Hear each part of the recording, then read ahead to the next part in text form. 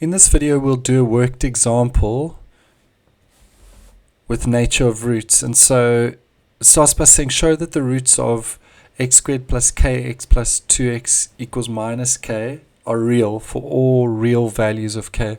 And so step one, like my steps video, is we want to take everything across to one side.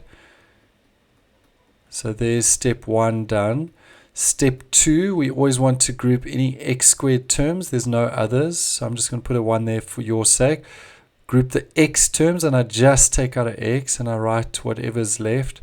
And so this will now be my b, the 1 will be my a, and any lurker terms at the end that don't have x's will be my c. They want show that the roots are real. And so I can't start by saying, oh, I know that real is this, which is true. I've just got to simply say, here we go, these are the discriminants, and then hopefully by getting an answer, I'll prove that it's bigger than or equal to 0. And so b is k plus 2 squared, minus 4a is 1, and c is k. Be careful at this stage never to have x's once you've started doing the discriminant. Sometimes people still put the x value in, and it gets a bit hectic with lots of numbers. So I times this out, and I get that far, and that leaves me just with k squared plus 4.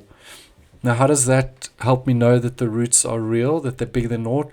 Well, since k squared itself will always be bigger than or equal to 0, because anything squared is positive, then if this is positive, or even 0, plus 4 is definitely going to be positive.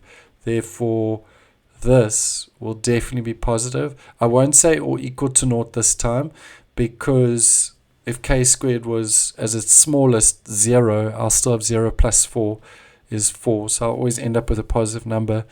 And therefore, the roots, because it's bigger than 0, the roots are real. And let's just finish for what they wanted, for all real values of k. I hope that you found this video helpful.